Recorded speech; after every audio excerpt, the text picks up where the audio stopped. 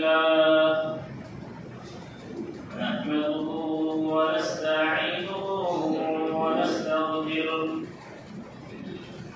ونعوذ بالله من شرور أنفسنا ومن سيئات أعمالنا من يهده الله فلا مضل له ومن يضلل فلا هادي له وأشهد أن لا إله إلا الله وحده لا شريك له وأشهد أن محمدا عبده ورسوله أعوذ بالله من الشيطان الرجيم يا أيها الذين آمنوا اتقوا الله حق تقاته ولا تموتن إلا وأنتم مسلمون يا أيها الناس اتقوا ربكم الذي خلقكم من نفس واحدة وخلق منها زوجها وبث منهما رجالا كثيرا ونساء واتقوا الله الذي تساءلون به والأرحام إن الله كان عليكم رقيبا يا أيها الذين آمنوا اتقوا الله وقولوا قولا سديدا يصلح لكم أعمالكم ويغفر لكم ذنوبكم ومن يطع الله ورسوله فقد فاز فوزا عظيما أما بعد فإن خير الحديث كتاب الله وخير الهدي هدي محمد صلى الله عليه وسلم وشر الأمور محدثاتها وكل محدثة بدعة وكل بدعة ضلالة وكل ضلالة في النار أعوذ بالله السميع العليم من الشيطان الرجيم ولله على الناس حج البيت من استطاع إليه سبيلا وقال النبي صلى الله عليه وسلم بني الإسلام على خمس شهادة أن لا إله إلا الله وأن محمدا عبده ورسوله وإقام الصلاة وإيتاء الزكاة وحج بيت الله وصوم رمضان وقال النبي صلى الله عليه وسلم من أراد الحج فليتعجل فإنه قد يمرض المريض وتضل الضالة وتعرض الحاجة সম্মানিত উপস্থিতি সমস্ত প্রশংসা গুণগান ও কীর্তন সেই মহান আল্লাহ রাব্বুল আলামিনের জন্য যিনি আমাদেরকে আশরাফুল মাখলুকাত সর্বসেরা মানব জাতি উত্তম উৎকৃষ্ট করে আমাদেরকে সৃষ্টি করেছেন। আল্লাহ তাআলা আমাদেরকে আখির নবী জনাব মুহাম্মদ রাসূলুল্লাহ সাল্লাল্লাহু আলাইহি সাল্লামের উম্মত বানিয়ে আমাদেরকে সৃষ্টি করেছেন। আমাদেরকে লাকাব দেওয়া হয়েছে খায়রুল উম্মাত। তো আমরা সব দিক থেকে আমরা সম্মানী ব্যক্তি, কিন্তু আমরা নিজের এই সম্মানকে আমরা বজায় রাখতে পারিনি, এটা আমাদের দুর্ভাগ্য। আমাদের কিয়ামতের দিনও এবং এই পার্থিব জীবনেও আল্লাহ তাআলা আমাদেরকে সব দিক থেকে আমাদেরকে ইজ্জত দিয়েছেন এবং আমাদেরকে অনেক লাকাব দিয়ে মোলাক্কাব করেছেন। তিনার আমরা প্রশংসা যতই করি শেষ করতে পারবো না, তাই আমরা সংক্ষেপে তিনার প্রশংসা করে থাকি আলহামদুলিল্লাহ। তারপরে আমাদের সমস্ত নবী ও রাসূলের উপর দরুদ ও সালাম বর্ষিত হোক, খুসুসান আমাদের আখির নবী জনাব মুহাম্মদ রাসূলুল্লাহ সাল্লাল্লাহু আলাইহি সাল্লামের উপর। তিনি কত কষ্ট ক্লেশ দুঃখ কষ্ট করে সারা দিন সব সময় উম্মতের ফিকরেই থাকতেন, কত কষ্ট করে আমাদের এই ইসলামকে আমাদের হাতে তুলে দিয়ে গেছেন। এই আমাদেরই জন্য গায়েতে দাওয়াত দিতে গিয়ে লাহুলাহান হয়েছিলেন। তিনার উপর অসংখ্য দরুদ ও সালাম বর্ষিত হোক। আল্লাহুম্মা সাল্লি ওয়া সাল্লিম ওয়া বারিক আলাইহি। সম্মানিত উপস্থিতি, আজ আমরা প্রেজেন্ট দৌরে যেই বসবাস করছি, আমরা সোশ্যাল মিডিয়াতে ফেসবুক, ইউটিউব আর বিভিন্ন অ্যাপে আমরা এই দুনিয়ার আমাদের হিন্দুস্তানের এবং বিভিন্ন দেশের আমরা খবর শুনছি, দেখছি। তো আমাদের মধ্যে কারোর কাছ থেকে লুকায়িত নাই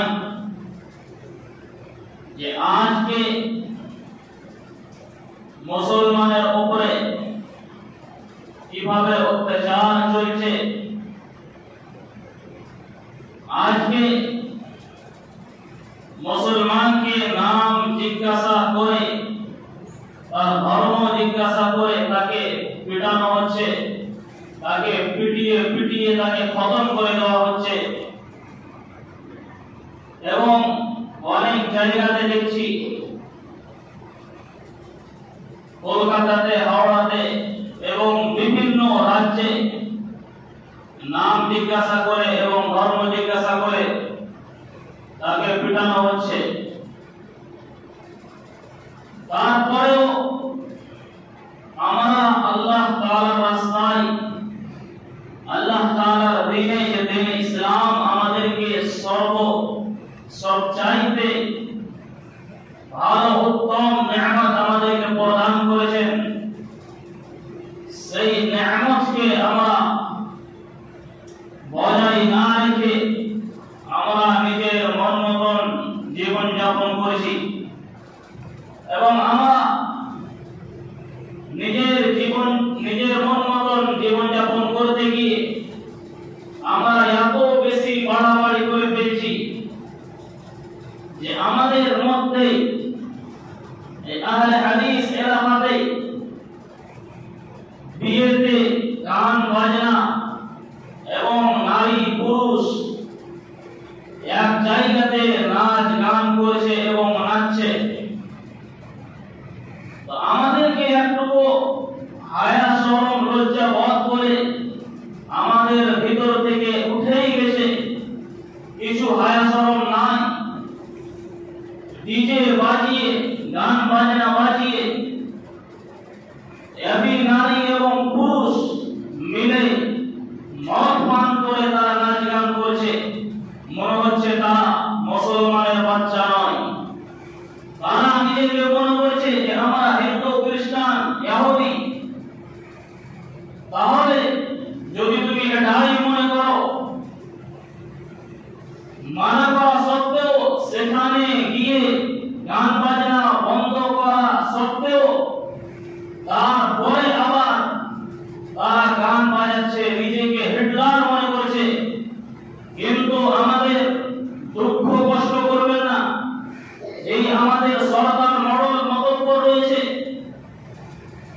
সে এত কাপুরুষ হয়ে আছে, সে একবারও এসে নিজের জামাতে গান বাজনা হচ্ছে, তবুও তার ক্ষমতা হয় না, তার শক্তি হয় না, দু চার পাঁচ জনকে নিয়ে গিয়ে এই গান বাজনা বন্ধ করে নিজেকে তার মাছ ছিঁড়ে ফেলে নষ্ট করে দেব, এটা আমাদের সজাগ হয় না, ক্ষমতা হয় না।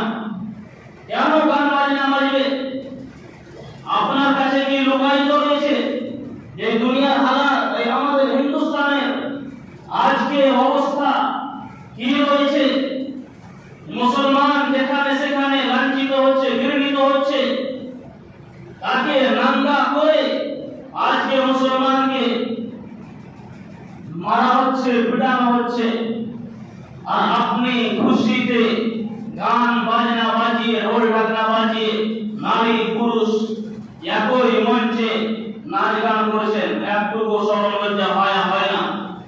সম্মানিত উপস্থিতি, যদি আজ আমরা এখন পর্যন্ত যদি আমরা সজাগ না হই, তাহলে আর কিয়ামত আমাদের উপরে যে বোমবারি হবে না, আমাদের উপরে অত্যাচার হবে না, আমরা মার খাবো না। যদি আমাদের এটাই ধারণা হয়, তাহলে আপনার ধারণা ভুল, আপনার সিদ্ধান্ত ভুল।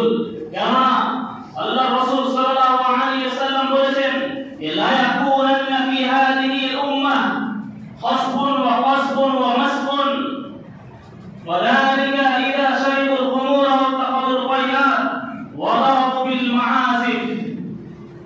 আমার উম্মত যখন মদ্যপান করবে এবং নায়িকাদের নিয়ে নাচ গানে মত্ত হয়ে যাবে, গান বাজনা বাদ্যযন্ত্রের প্রতি আগ্রহী হবে, তখন তিনটি ভয়াবহ অত্যাচার জুলুম এসে পড়বে। অনেক এলাকায় ভূমি ধসে যাবে, ভূমিকম্প হবে এবং উপর থেকে আসমান থেকে হয়তো পাথর বা আগুন পাঠিয়ে আল্লাহ তাআলা ধ্বংস করে দেবে, বা কোন এমন জালিম অত্যাচারকে আমাদের উপরে মুসাল্লাত করে দেবে এবং অনেক মানুষের পাপের আকৃত বিকৃত করা হবে। তখন এই তিনটি পাপ, এই তিনটি শাস্তি কি কারণে আসবে? মদ পান করবে আমার উম্মত এবং নায়িকা দিয়ে নাচ গানে মত্ত হবে এবং বাদ্যযন্ত্রের প্রতি আগ্রহী হবে। আজকে আমাদের মধ্যে 90% মানুষ বললে আমার ভুল হবে না হয়তো, যে আমরা মদ পান করছি। মদ পান করে আপনার মস্তিষ্ক ঠিক থাকবে না, আপনি সব কিছুই করতে পারেন। যখন মদ পান করে আপনার নশা আপনাকে লেগে থাকবে, আপনি মায়ের সাথেও জেনা করতে পারেন, আপনি আপনার বোনের সাথেও জেনা করতে পারেন, আপনি আপনার ভাবির সাথেও জেনা করতে পারেন, আপনার দ্বারা সব কিছুই হতে পারে। তারিখ ইবনে হিশামে 120টার মধ্যে একজন যখন নারী, একজন বেগানা নারী যখন একজন পুরুষকে দাওয়াত দিচ্ছে, তখন তাকে তিনটি অপশন দিচ্ছে, যে একটি হচ্ছে অপশন মদ পান করা, একটি হচ্ছে একটা ছোট বাচ্চাকে হত্যা করা, আর আরেকটি হচ্ছে এই তিনটি দাওয়াত দিচ্ছে। তখন সে দাওয়াত কবুল করে তখন সে পাপের পরিমাণ আঁকতে লাগলো, যে আমি কোনটা করব, কোনটা করলে আমার পাপ কম হবে। তখন সে পাপের ধরন আকার আকৃতি আঁকতে লাগলো। তখন সে কি করলো? শেষ পর্যন্ত সে মদ পান করলো।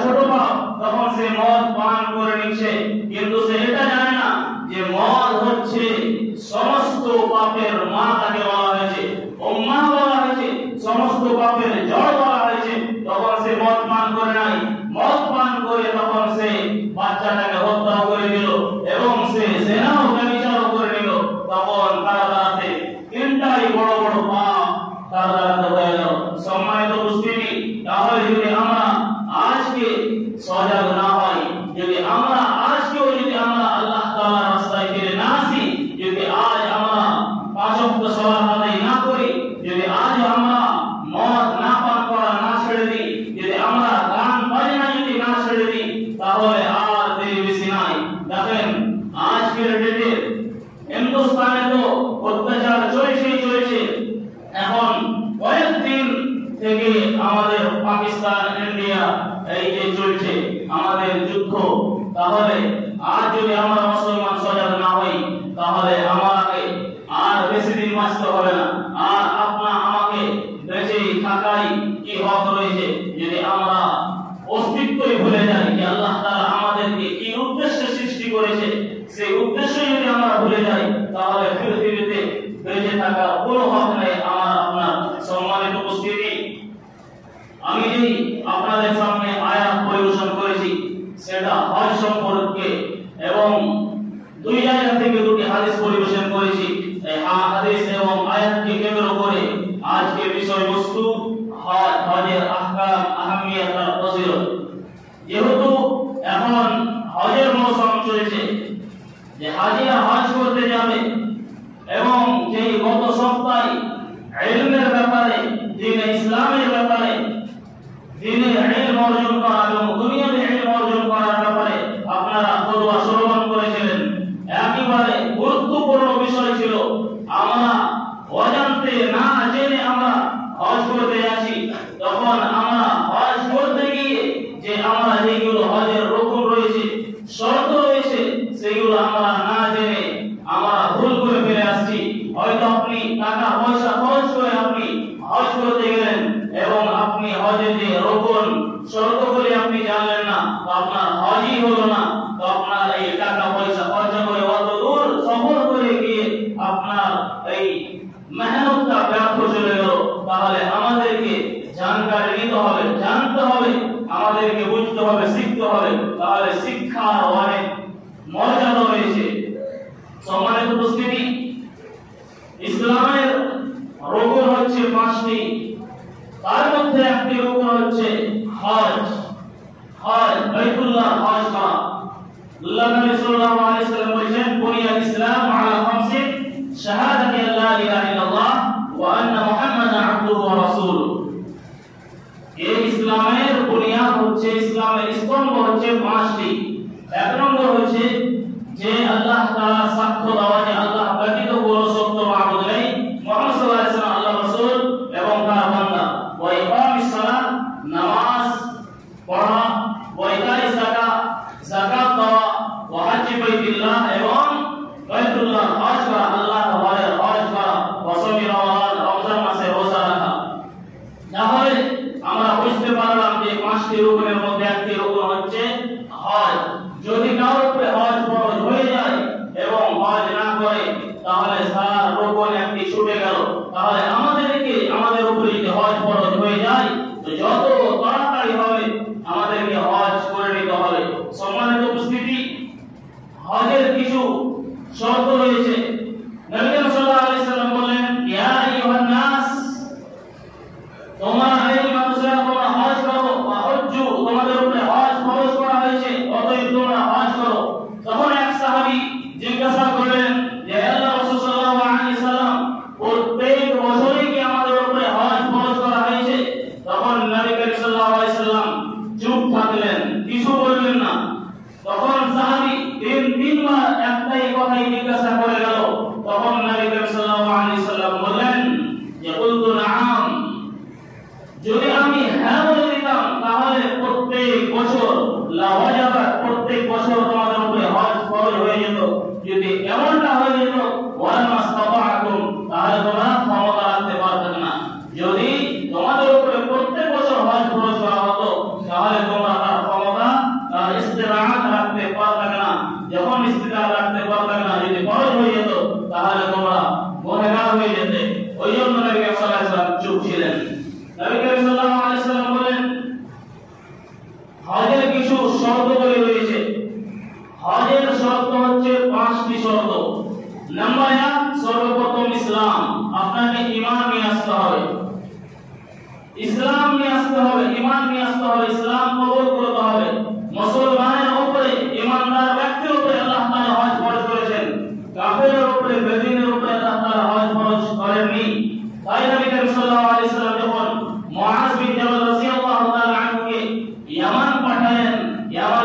ফেরাউন কাছে পাঠালেন তখন বললেন যে ইন্নাকা তাতি কওমান মিন আহলিল কিতাবি ফাদউহুম ইলা শাহাদাতি লা ইলাহা ইল্লাল্লাহ ওয়া আন্নী রাসূলুল্লাহ ফাদউহুম ওয়ালিযালিকা আলাইকুম তারাদা আলাই নবী সাল্লাল্লাহু আলাইহি ওয়াসাল্লাম বললেন যখন মুআয বিন জবাল রাদিয়াল্লাহু তাআলা আনহুকে ইয়ামানে পাঠালেন তখন বললেন যে তুমি তাদেরকে দাওয়াত দিবে সর্বপ্রথম যে আল্লাহ ছাড়া কোনো সত্য মাবুদ নেই, তাদেরকে সাক্ষ্য প্রদান করাবে যে আল্লাহ ব্যতীত কোনো সত্য মাবুদ নেই এবং আমি ওয়া আন্নী রাসূলুল্লাহ, আমি মুহাম্মদ সাল্লাল্লাহু আলাইহি ওয়াসাল্লাম আল্লাহর প্রেরিত রাসূল। যখন তোমার এই কথাগুলি মেনে নেবে, যখন তারা সাক্ষ্য দিয়ে দিবে, যখন ঈমান নিয়ে আসবে, তখন তাদেরকে দাওয়াত দিবে যে তোমাদের উপরে দিন রাতে 5 ওয়াক্ত সালাত ফরজ করা হয়েছে। তাহলে আমরা এই হাদিস দ্বারা বুঝতে পারলাম যে হজ মুসলমানের উপরে ফরজ করা হয়েছে, বেদিনের উপরে কাফেরের উপরে হজ ফরজ করা হয়নি। নম্বর 2, আকিল বালিগ আল আকিল হতে হবে, পাগলের উপরে হজ ফরজ করা হয়নি। যে আকল থাকবে, যে আকিল, যার হোশ জ্ঞান থাকবে, তার উপরে হজ ফরজ করা হয়েছে, কোনো পাগলের উপরে হজ ফরজ করা হয়নি। কারণ আল্লাহ তাআলা এই পাগলের উপর থেকে কলমকে আল্লাহ তাআলা উঠিয়ে নিয়েছে, তারা শরীয়তের মুকাল্লাফ নয়, তাদেরকে শরীয়তের মুকাল্লাফ করা হয়নি। অতএব আমরা এই দ্বিতীয় নম্বর শর্ত হচ্ছে আকিল, যারা হোশ জ্ঞান হাওয়াসে থাকবে তাদের উপরে হজ ফরজ করা হয়েছে। নম্বর 3, বুলুগাত, বালিগের উপরে হজ ফরজ করা হয়েছে, যারা বালিগ হয়ে গেছে তাদের উপরে হজ ফরজ করা হয়েছে, নাবালিগের উপরে হজ ফরজ করা হয়নি। তবে নাবালিগ বাচ্চা হজ করতে পারে, কিন্তু হজ করার পরে এটা তার হজের ফরজ হজের কিফায়াত করবে না, এবং তখন যখন নাবালিগ থেকে সাবালক, নাবালিগ থেকে বালিগ হয়ে যাবে, তখন তাকে দ্বিতীয়বার আবার হজ করতে হবে, ফরজ হজ করতে হবে। আমরা বুঝতে পারলাম তৃতীয় শর্ত যে নাবালিগ বাচ্চার উপরে হজ ফরজ করা হয়নি। যেমন ইবনে আব্বাস রাদিয়াল্লাহু তাআলা বলেছেন, এক মহিলা নবী সাল্লাল্লাহু আলাইহি সাল্লামের কাছে এসে বললেন এবং তার বাচ্চাকে খাড়া করলেন যে আল্লাহর রাসূল সাল্লাল্লাহু আলাইহি সাল্লাম, এই বাচ্চা কি হজ করতে পারে? তখন নবী সাল্লাল্লাহু আলাইহি সাল্লাম বললেন, নাম, হজ করতে পারে এবং তার হজ ওয়ালাকি আজরুন, এবং তার নেকি তুমিও পাবে। তাহলে আমরা বুঝতে পারলাম যে বাচ্চারা হজ করতে পারে, কিন্তু ফরজ হজ যে তার কিফায়াত করে যাবে এটা হবে না, বড় হয়ে তাকে আবার হজ করতে হবে। নাম্বার 4, আযানের উপরে হজ ফরজ করা হয়েছে, গোলামের উপরে হজ ফরজ করা হয়নি। আজকাল দৌড়ে গোলাম নাই, গোলামের বন্দোবস্ত খতম হয়ে গেছে। আল্লাহ রাসূল সাল্লাল্লাহু আলাইহি সাল্লামের জামানাতে গোলাম খরিদ ফরজ হতো, আযাদ করা হতো। তাহলে আযাদের উপরে হজ ফরজ করা হয়েছে, গোলামের উপরে হজ ফরজ করা হয়নি। যদি গোলাম হজ করে নাই তো হজ করতে পারে, কিন্তু যখন তাকে আযাদ করে দিবে তখন আবার তাকে দ্বিতীয়বার ফরজ হজ করতে হবে।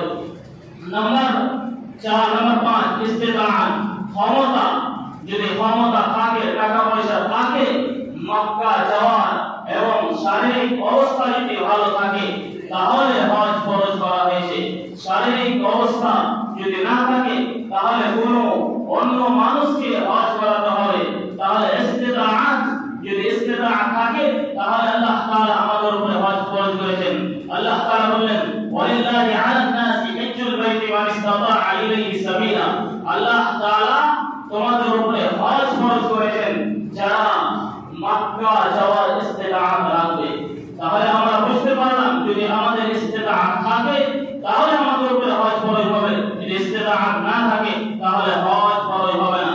যদি মালি বরকত, যদি মাল দৌলতে আপনার ইস্তিতাআত থাকে, ক্ষমতা থাকে, কিন্তু জিসমানি দরবার আপনার ক্ষমতা নাই, তাহলে আপনি অন্য কোনো মানুষকে বা আপনার রিশতেদারকে আপনি আপনার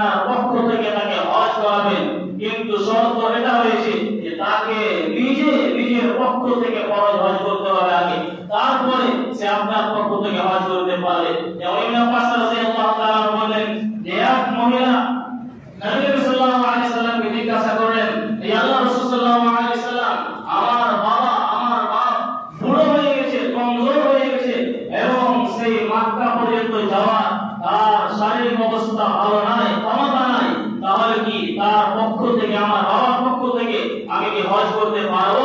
তখন নবী করিম সাল্লাল্লাহু আলাইহি সাল্লাম বললেন, না, তুমি তার পক্ষ থেকে হজ করে নাও। তাহলে আমরা কি বুঝতে পারলাম? যদি আমাদের রিশতেদারের মধ্যে হজ ফরজ হয়ে গেছে, কিন্তু তার যাওয়ার ক্ষমতা নাই, শারীরিক অবস্থা ভালো নাই, কিন্তু তার মাল দৌলত আছে, ইস্তেতাআত আছে, তাহলে কোনো অন্য মানুষকে আপনার পক্ষ থেকে তাকে হজ করাতে হবে, কিন্তু এটা মা হবে না। ইবনে আব্বাস রাদিয়াল্লাহু তাআলা বলেন, নবী করিম সাল্লাল্লাহু আলাইহি সাল্লাম এক ব্যক্তিকে শুনছিলেন, তিনি বলছিলেন যে লাব্বাইক আন শুবরুমাতা, সে শুবরুমার পক্ষ থেকে হজ করেছিল। তখন নবী করিম সাল্লাল্লাহু আলাইহি সাল্লাম বললেন যে শুবরুমাকে, তখন সাহাবী বলল যে শুবরুমা হচ্ছে আমার ভাই। তখন নবী করিম সাল্লাল্লাহু আলাইহি সাল্লাম বললেন, শুবরুমা কি তুমি কি নিজে হজ করেছো? তখন সে বলল, না, আমি হজ করিনি। তখন নবী করিম সাল্লাল্লাহু আলাইহি সাল্লাম বললেন যে তুমি তোমার ফাহাজ্জা আন নাফসিকা ওয়া হুজ্জা আন শুবরুমাতা, তুমি তোমার নিজের পক্ষ থেকে প্রথমে হজ করো, তারপরে শুবরুমার পক্ষ থেকে হজ করবে। তাহলে আমরা কি বুঝতে পারলাম? যে কোনো ব্যক্তিকে যদি আমরা নায়েব বানাই, হজ করাতে চাই, তাহলে তাকে নিজের পক্ষ থেকে হজ করতে হবে, তারপরে অন্য ব্যক্তির পক্ষ থেকে সে হজ করতে পারবে। সম্মানিত উপস্থিতি, হজের অনেক ফজিলত রয়েছে। নাম্বার 1, হজের বিনিময়ে শুধু জান্নাতই পাওয়া যাবে। যেমন নবী সাল্লাল্লাহু আলাইহি সাল্লাম বললেন যে হজ্জে মাবরুর জান্নাতই পাওয়া যাবে। হজ্জে মাবরুর কোনটা?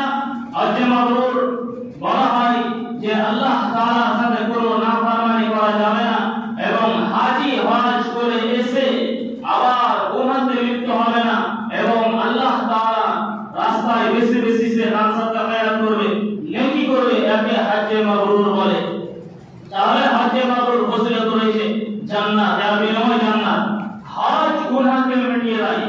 যেমন আমর বিন আস রাদিয়াল্লাহু তাআলা আনহু বললেন, যখন আল্লাহ তাআলা আমার অন্তরে ইসলামের মহব্বত ঢেলে দিলেন, তখন আমি নবী সাল্লাল্লাহু আলাইহি সাল্লামের খিদমতে গিয়ে উপস্থিত হলাম এবং বললাম, নবী সাল্লাল্লাহু আলাইহি সাল্লাম আপনার হাত দেন, আমি বায়াত করব। তখন নবী সাল্লাল্লাহু আলাইহি সাল্লাম তিনার মোবারক হাতকে বাড়িয়ে দিলেন, এবং তখন আমর বিন আস রাদিয়াল্লাহু তাআলা তার হাতকে টেনে নিলেন। তখন নবী সাল্লাল্লাহু আলাইহি সাল্লাম বললেন, এই বাবা তোমাকে কি হলো, তুমি হাত টেনে নিলে?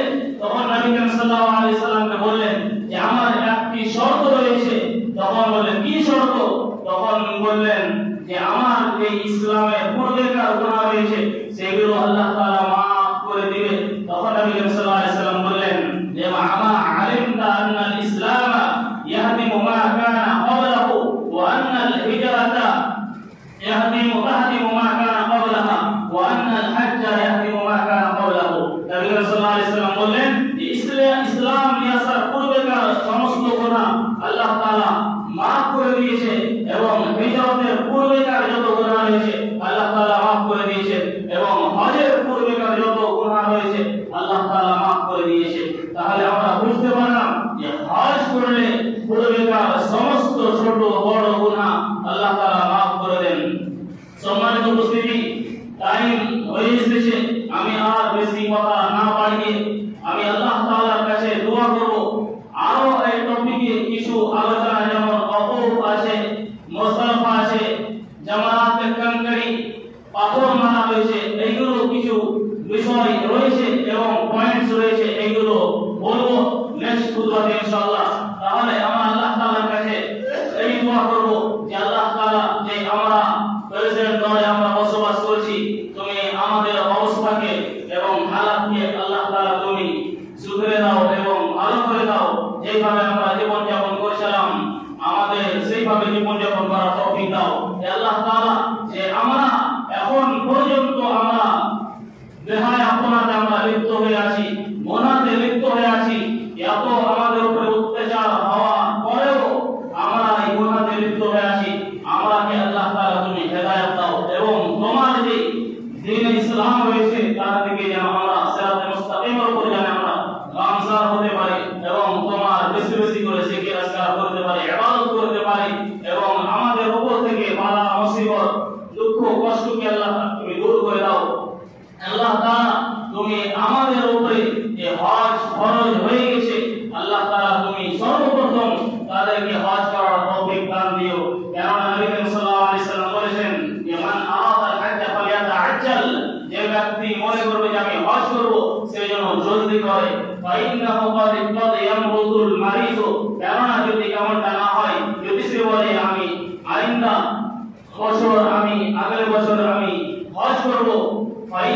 কদ ইয়ামুদুল মারিদ, হতে পারে সে অসুস্থ হয়ে যেতে পারে, এবং ওয়াজাল্লাহু, হতে পারে তার কিছু সামান গুম হয়ে যেতে পারে, হারিয়ে যেতে পারে, এবং হতে পারে তার কোনো জরুরত পেশ চলে আসতে পারে, তখন সে হজ করতে আর পারবে না। ওই জন্য যখনই হজ ফরজ হবে সর্বপ্রথম আমাদেরকে হজ করে নিতে হবে। আল্লাহ তাআলা তুমি আমাদেরকে এই তৌফিক দিও।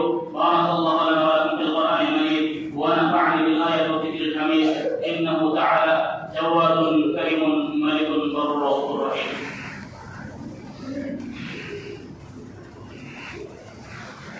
إن الحمد لله نحمده ونستعينه ونستغفره ونعوذ بالله من شرور أنفسنا ومن سيئات أعمالنا، من يهده الله فلا مضل له ومن يضلل فلا هادي له، وأشهد أن لا إله إلا الله وأشهد أن محمدا عبده ورسوله. أما بعد، أعوذ بالله من الشيطان الرجيم. إن الله وملائكته يصلون على النبي يا أيها الذين آمنوا صلوا عليه وسلموا تسليما. اللهم صل على محمد وعلى آل محمد كما صليت على إبراهيم وعلى آل إبراهيم إنك حميد مجيد. اللهم بارك على محمد وعلى آل محمد كما باركت على إبراهيم وعلى آل إبراهيم إنك حميد مجيد. عباد الله رحمكم الله، إن الله يأمر بالعدل والإحسان وإيتاء ذي القربى وينهى عن الفحشاء والمنكر والبغي يعظكم لعلكم تذكرون. ولذكر الله أكبر والله